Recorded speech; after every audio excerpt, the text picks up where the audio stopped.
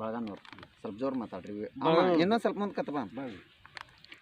ಈ ಬಳಗನೂರು ಹೊಲಕ್ಕೆ ಇದು ಕಡ್ಲಿ ಬಿತ್ತಿದ್ರಲ್ಲ ಇದಕ್ಕೆ ಏನೇನು ಗೊಬ್ಬರ ಕೊಟ್ಬಿರಿ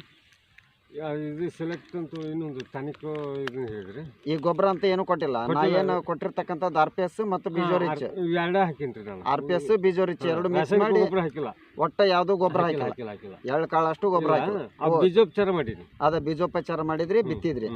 ಅದ್ರ ನಂತರ ಒಮ್ಮೆ RPS ಸ್ಪ್ರೇ ಕೊಟ್ರಿ ಸ್ಪ್ರೇ ಅನ್ನಕ್ಕೆ 2 ಸಲ ಮಾಡೀನಿ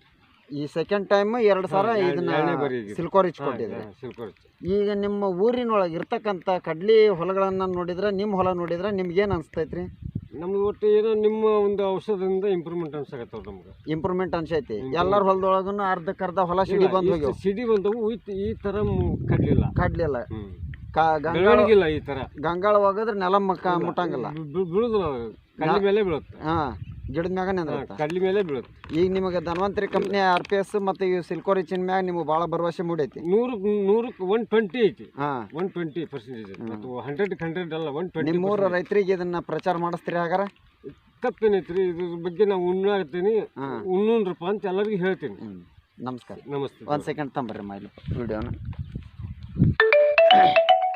ನೋಡಿ ಸ್ನೇಹಿತರೆ ನನ್ನ ರೈತ ಬಾಂಧವರೇ ಈ ಥರನಾಗಿ ಕಡಲೆ ಇದೆ ಇದಕ್ಕೆ ಯಾವುದೇ ಥರನಾದಂಥದ್ದು ಗೊಬ್ಬರ ಅಂತೂ ನಮ್ಮ ರೈತರು ಯಾವುದೂ ಕೊಟ್ಟಿಲ್ಲ ಇವಾಗ ಅವ್ರ ಅನಿಸಿಕೆಗಳನ್ನು ನಾವು ನಿಮ್ಮ ಕಡೆಯಿಂದ ಶೇರ್ ಮಾಡ್ಕೊಂಡಿದ್ವಿ ಖಾಲಿ ಗಂಗಾಳ ಹೋಗಿದ್ರೆ ಸಹಿತ ನೆಲಕ್ಕೆ ಕಾಣಲಾರ್ದಂಥ ಅದು